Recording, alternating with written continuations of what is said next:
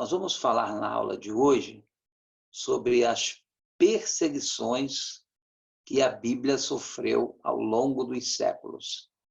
Quero apenas lembrar que até o ano de 2000, ou seja, estou falando de 20 anos atrás, até o ano de 2000, as estatísticas apontavam que a Bíblia já estava traduzida em mais de 2.400 línguas e idiomas. Eu estou falando de 20 anos atrás. Até o ano 2000, a Bíblia já estava traduzida em mais de 2.400 línguas e idiomas. Por isso é que a Bíblia é chamada o livro dos livros, o livro por excelência.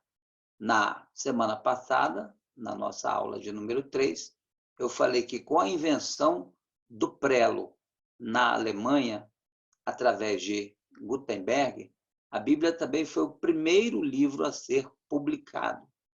E de lá para cá, até o ano de 2000, a Bíblia já havia sido traduzida em 2.400 línguas e idiomas.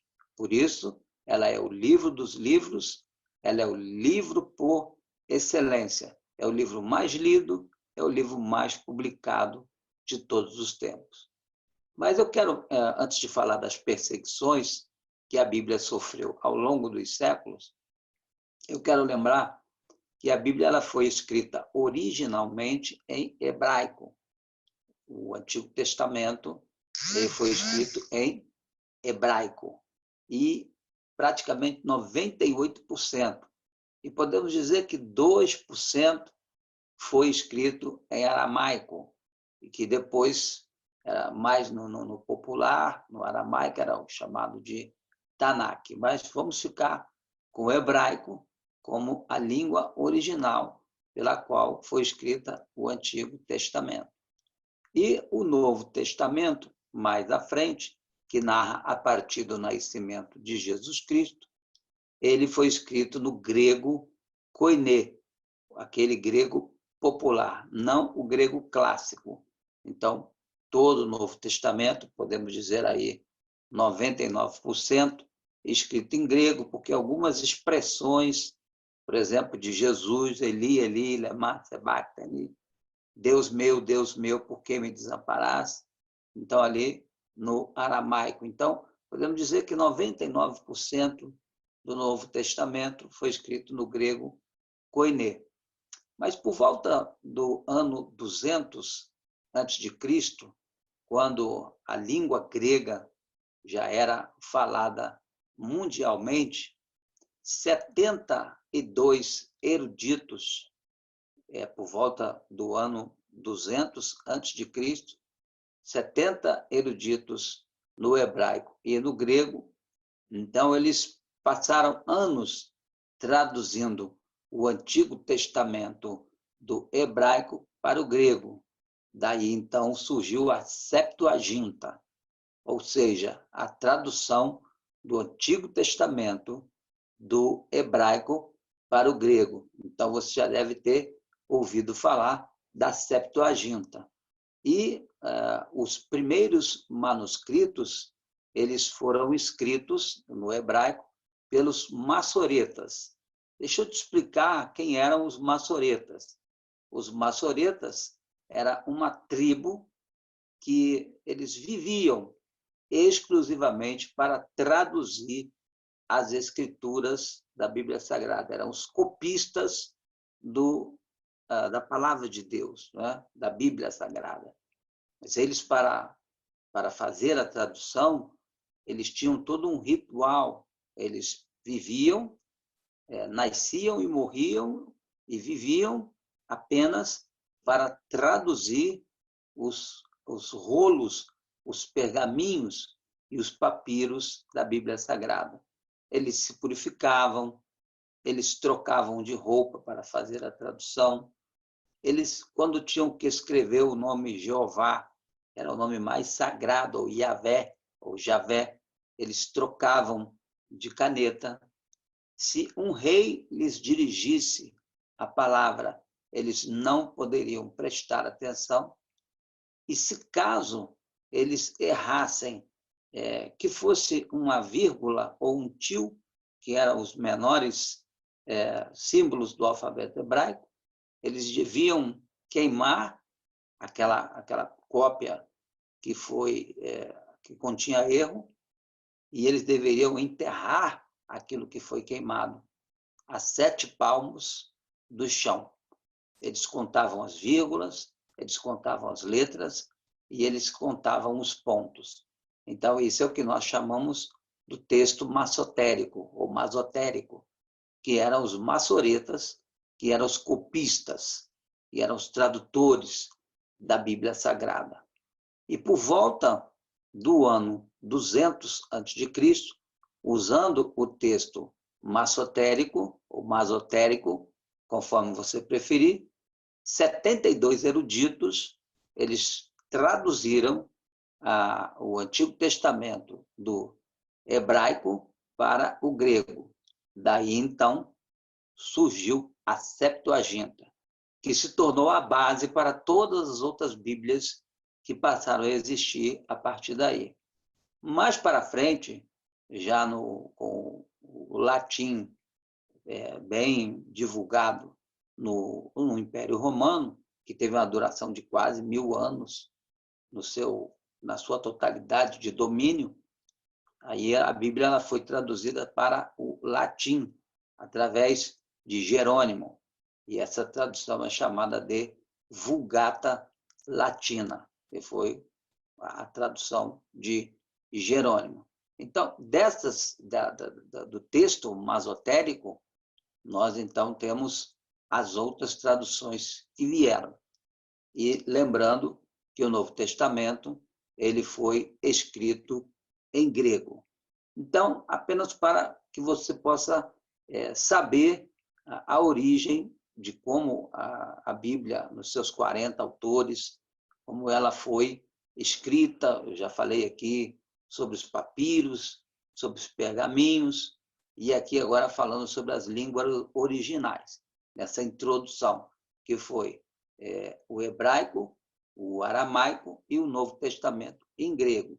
E daí, logo depois, nós tivemos a Septuaginta, que foi a versão dos 70, que, na verdade, foram 72, e a Vulgata Latina de Jerônimo, quando o Antigo Testamento ele foi traduzido para o latim, e o Novo Testamento em grego. Então, destas traduções, surgiram tantas outras traduções. Até o ano 2000, nós já tínhamos, há 20 anos atrás, a Bíblia, a partir da invenção do prelo com Gutenberg, nós já tínhamos a Bíblia traduzida em 2.400 línguas e dialetos. Por isso, ela é o livro dos livros, é o livro por excelência, é o livro incomparável. Nada se compara na história da literatura ao que a Bíblia Sagrada é o verdadeiro fenômeno editorial de todos os tempos, de todas as épocas.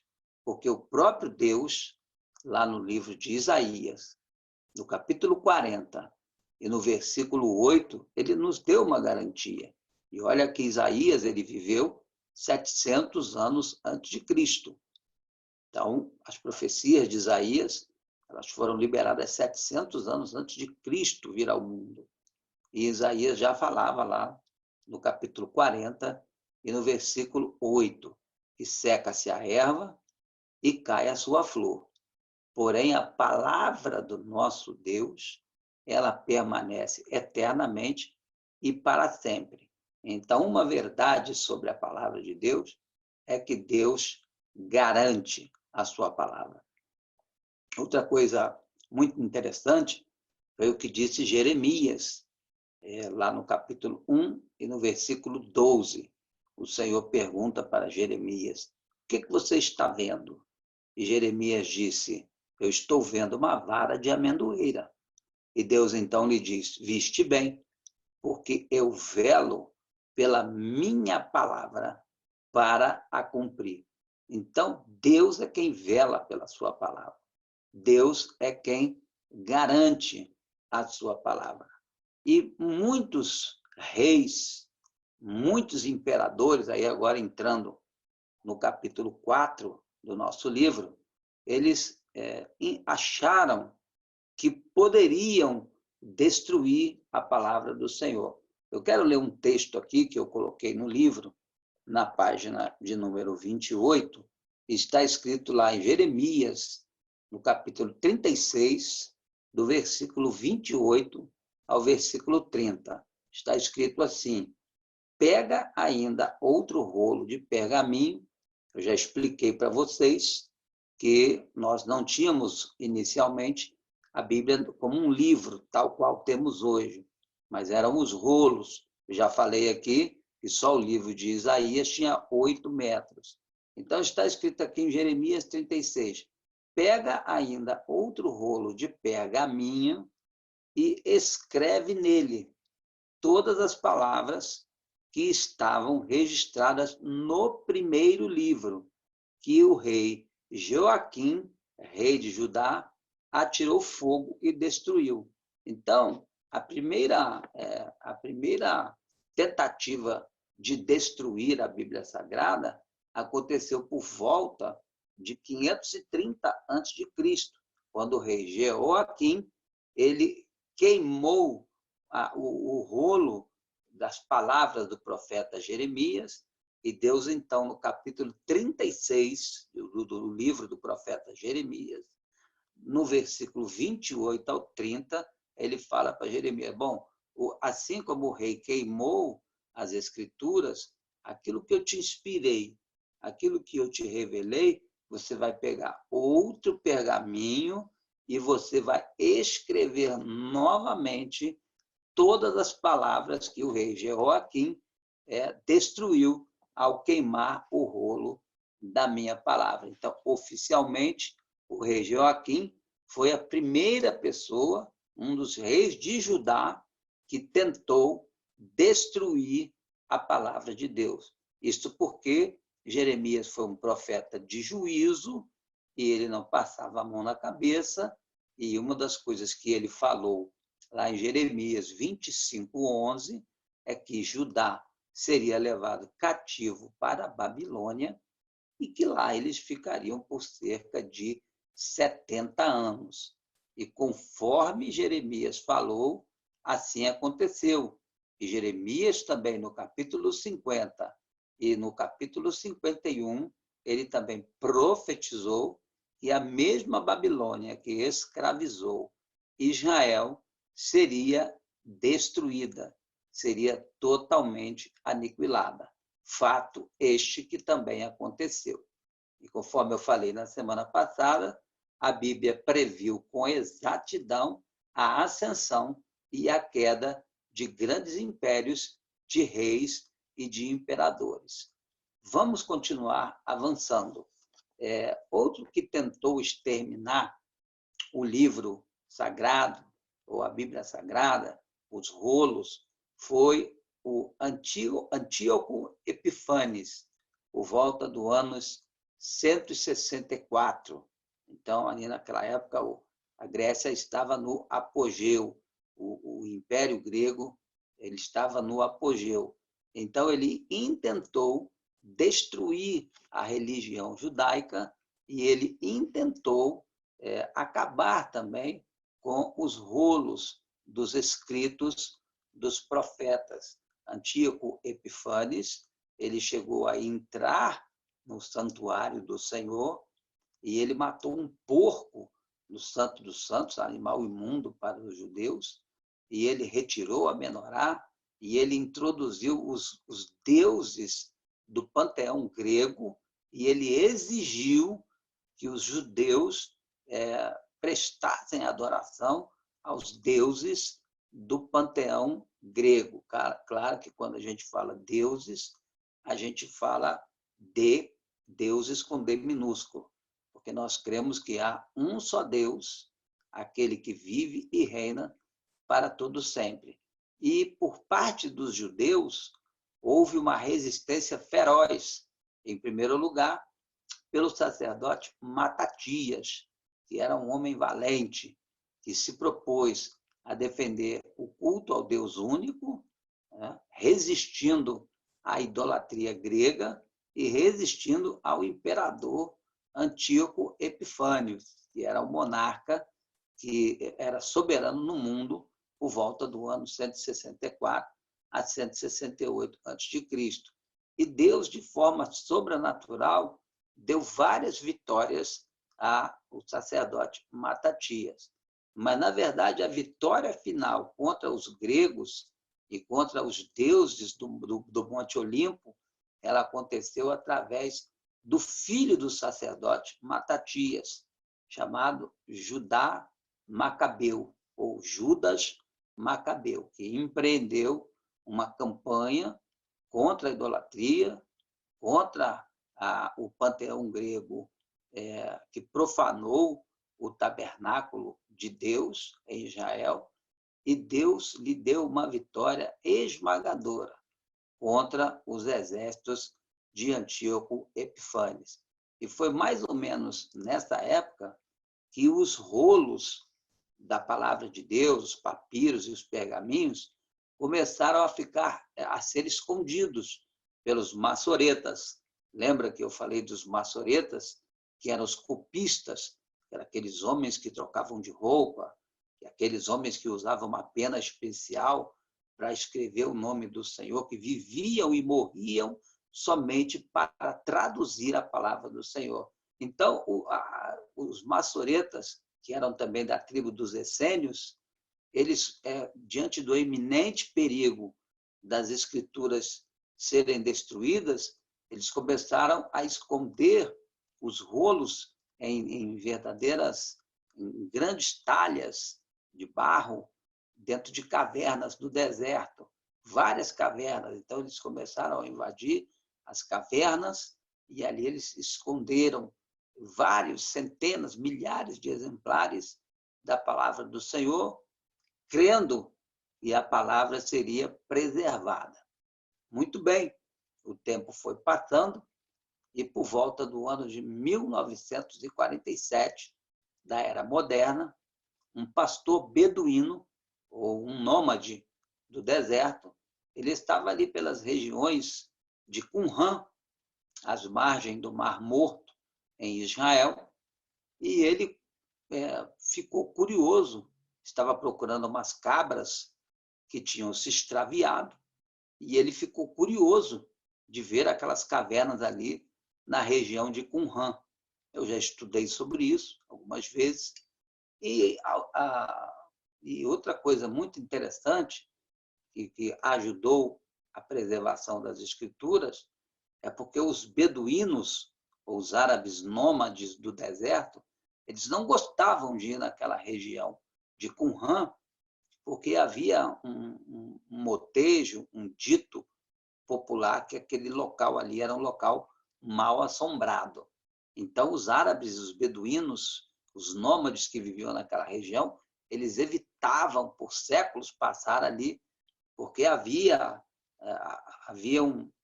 lendas, haviam ditados e comentários que aquela região era uma região mal assombrada.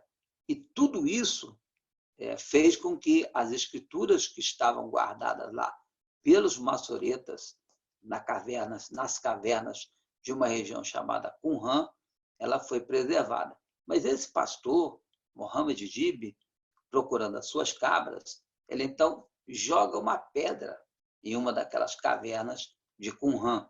Você, inclusive, pode achar fotografias da caverna de Qumran, às margens do Mar Morto, no Google. Você escreve lá e você pode ver como eram essas cavernas. E ele escuta o barulho, e esse barulho era como de alguns jarros se quebrando. Pensando que tinha encontrado um grande tesouro, imagine que o tesouro era muito maior do que ele imaginava. Ele foi, então, e procurou um amigo. E eles foram até aquela caverna e eles encontraram dezenas de jarros de barro de 2 metros de altura, 1,5 metro, 1 metro. E eles começaram a quebrar. E a única coisa que, para a decepção deles e para a nossa alegria, que eles encontraram foram rolos e mais rolos escritos em hebraico. E aí eles levaram esses rolos até o mercado central e um bispo chamado Jessé Samuel, ele, ao colocar os olhos naqueles manuscritos, ele percebeu que aqueles manuscritos eram muito antigos. E ele, então, enviou esses manuscritos para os Estados Unidos para que fosse feito o teste do carbono 14 através do contador Geiger. E ali eles descobriram que aqueles manuscritos tinham aproximadamente 2.000 anos de existência. E eles foram comparar o manuscrito mais antigo que havia do livro de Isaías, que era de 1.000 anos depois de Cristo, foram comparar com esse manuscrito que eles encontraram lá nas cavernas de Qumran. Eles eram exatamente iguais, com vírgulas, com pontos, e tudo isso graças ao precioso trabalho dos copistas, que eram os massoretas, que eu falei no início, e eles faziam o trabalho de tradução, de copiar e traduzir fielmente a palavra de Deus. Então, nós podemos ter certeza que a Bíblia que nós temos nas mãos, ela é totalmente fiel, conforme disse Paulo a Timóteo, fiel é a palavra e digna de inteira aceitação. Conforme eu já falei, Isaías capítulo 40, versículo 8, seca-se a erva e cai a sua flor, porém a palavra do Senhor, ela permanece para sempre. Mas voltando aqui aos perseguidores da Bíblia Sagrada, eu escrevi no livro que logo após a ressurreição de Jesus, a igreja apostólica, comandada pelos apóstolos, né, pelos apóstolos de Jesus, ela começou a crescer muito no Império Romano. E já por volta do ano 96 depois de Cristo, nós já encontramos o apóstolo João, que foi o último dos apóstolos a morrer. O apóstolo João, ele foi exilado na ilha de Patmos por causa da palavra do Senhor. E o próprio livro de Apocalipse, ele começa no capítulo 1, dizendo: eu, João, irmão vosso e companheiro na tribulação por causa da palavra do Senhor. Então, oficialmente, é claro que houve outras perseguições. Você encontra, por exemplo, em Atos 12, que Tiago foi morto ao fio da espada, por ordem de Herodes. Mas, oficialmente, a partir do ano 96, a perseguição contra a palavra do Senhor, ela se estendeu de uma forma sem paralelos. Todos os imperadores, eles procuraram destruir as Escrituras. Jerusalém mesmo foi incendiada, o templo foi destruído por volta do ano 70 depois de Cristo, através do general Tito. Então, muitas foram as perseguições que o Império Romano impôs contra a fé cristã, contra a fé judaica, contra os livros, contra os rolos, uma vez que a Bíblia só foi lançada como livro a partir da invenção do prelo na Alemanha, em Gutenberg, através de Gutenberg. Então, muitas foram as ferozes perseguições que o livro sagrado sofreu. Mas eu escrevi aqui no nosso livro sobre o imperador Diocleciano, cujo seu império foi entre o ano 284 e 310. E eu escrevi aqui na página de número 29 o seguinte: Diocleciano, esse imperador, ele decretou que todos os exemplares das Escrituras que haviam nos seus dias fossem queimados em praça pública. E sobre este momento, o escritor Eusébio de Cesareia, ou seja, da cidade de Cesareia, a palavra Cesareia é em homenagem a César. Então, uma cidade beira-mar, cujas ruínas existem até hoje, que foi erguida em homenagem a César. Daí o nome Cesareia. E Eusébio, que morava em Cesareia, sobre este decreto de Diocleciano, ele escreveu: com os nossos próprios olhos, vimos os nossos oratórios. Oratórios eram aqueles locais reservados à oração, inteiramente queimados e arrasados, desde o telhado até os fundamentos. E as divinas e sagradas escrituras eram entregues e lançadas ao fogo em praça pública. Então, todos os imperadores, sem exceção, eles perseguiram os judeus, os cristãos, derrubando templos e queimando a palavra do Senhor em praça pública. E Diocleciano também ordenou que o culto a Júpiter se tornasse obrigatório. Ou seja, quem não adorasse a Júpiter seria executado. E ele fez uma terrível perseguição contra os cristãos e contra as escrituras sagradas, cujo ele fez questão de mandar queimar o livro de Deus em praça pública. Então, depois que o Império Romano se dissolveu, nós tivemos, então, a Reforma Protestante, que eu já falei. Em 1517, o padre alemão Martinho Lutero, uma vez que na Idade Média a escritura foi abandonada por completo, e aí Martinho Lutero ele se torna protestante.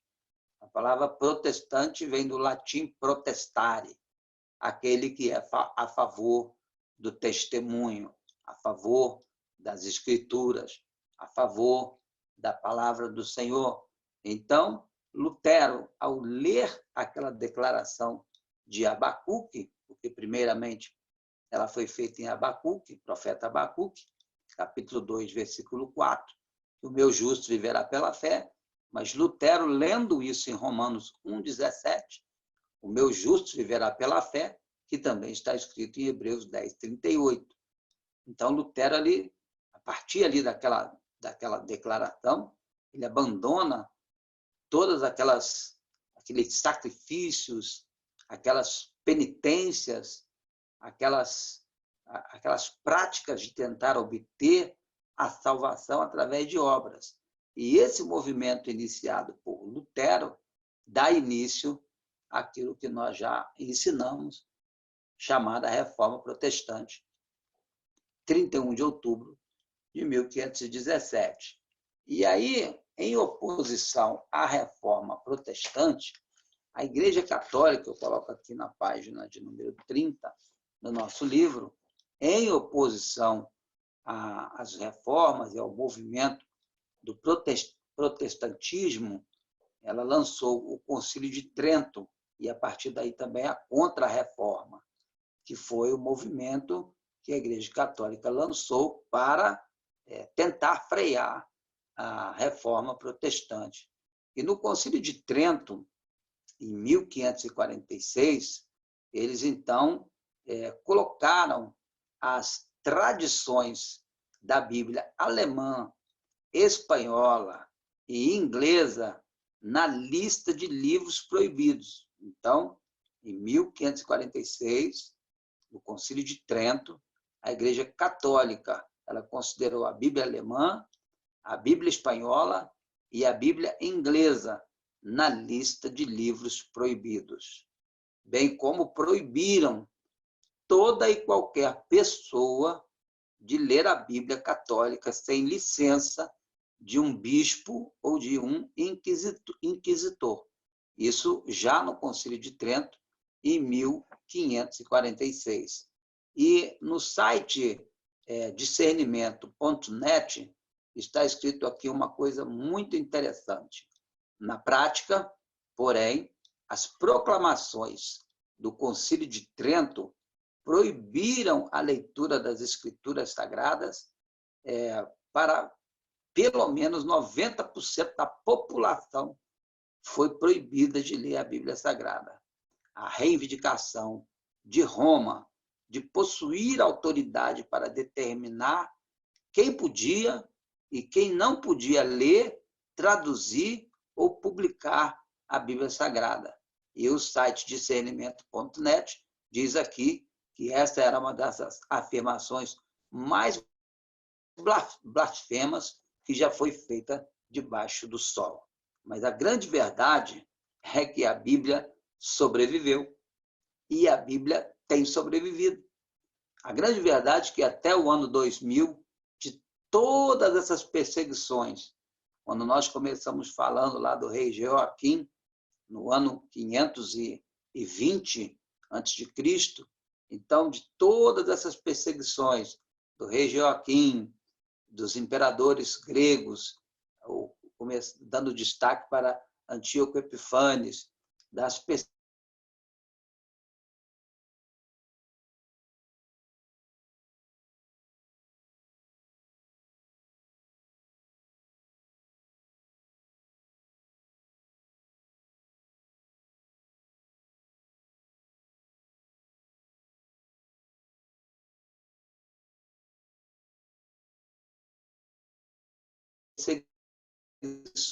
sofridas a queimar todos os livros do cristianismo, do judaísmo, fossem destruindo templos, tentando exterminar a palavra de Deus. E o Concílio de Trento, em 1546, e por aí vai, as perseguições da Idade Média, das cruzadas, enfim, tudo isso. Chegamos ao ano de 2000, estou falando do ano de 2000, 20 anos atrás, com a Bíblia traduzida em 2.400 línguas e idiomas.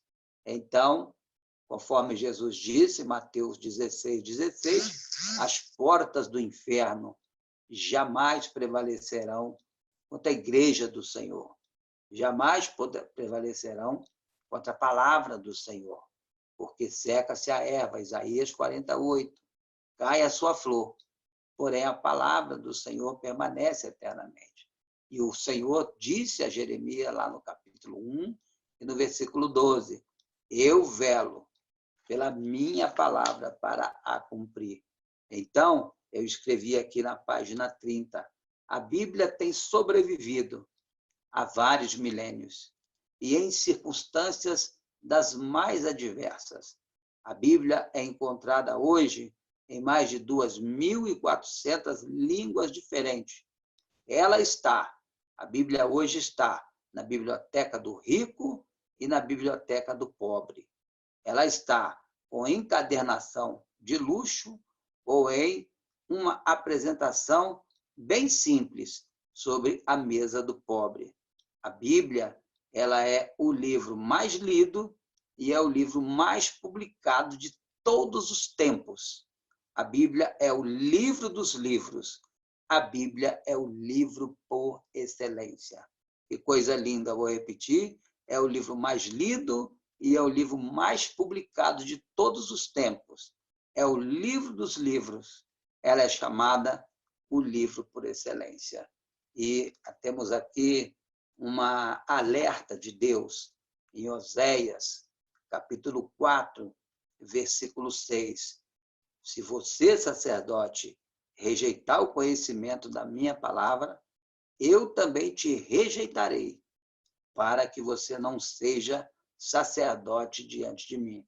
Uma vez que você se esquecer da minha palavra, eu também me esquecerei de você e dos teus filhos. Gente, esse texto é um texto, conforme diz aqui no Rio de Janeiro, sinistro.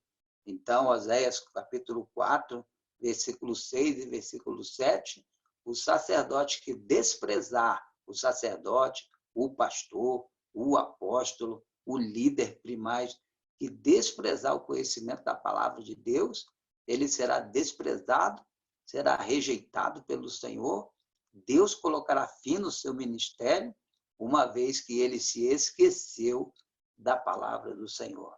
Então, que isso possa produzir em nós um temor, sabe? Um temor santo e reverencial, para que nós sejamos os divulgadores, conforme eu falei na aula 2, tenhamos a motivação de Esdras, do capítulo 7 e no versículo 10. Número 1, conhecer a palavra. Número 2, praticar a palavra, porque aquele que conhece e não pratica é fariseu, é falso crente, falso cristão. E que a terceira motivação seja ensinarmos da palavra de Deus. Hebreus capítulo 5, versículo 12, diz que com o passar dos anos, nós devemos deixar o leite, devemos deixar de ser meninos, devemos deixar de ser crianças, devemos nos tornar mestres. Então, num primeiro momento, Deus vai chamar você para ser um ouvinte, para ser um aprendiz, um discípulo. Mas, num segundo momento, com o passar dos anos, a conclamação de Deus é que nós sejamos capazes de ensinar a outros, de discipular a outros, de treinar a outros. Precisamos ter habilidade na palavra do Senhor.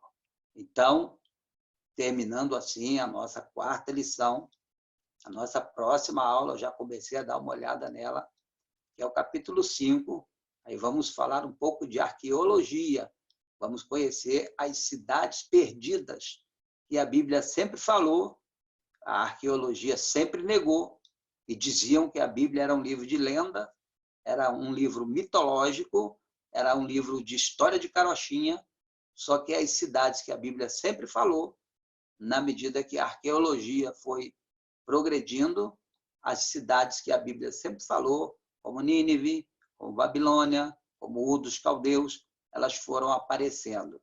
E vamos entrar num ponto assim muito interessante do nosso estudo a partir da próxima semana, no capítulo 5, quando iremos falar sobre as cidades perdidas que foram descobertas e que a Bíblia já havia previsto e falado delas. Então, eu agradeço e louvo ao Senhor por você que está no Portuguese Ministry, por você que está vendo a retransmissão no YouTube e também pelo Facebook ou por qualquer plataforma digital, talvez o SoundCloud, enfim, aonde a nossa voz irá chegar. Que Deus possa abençoar você e que você possa ser um leitor e um ensinador e um praticante da palavra de Deus. Deus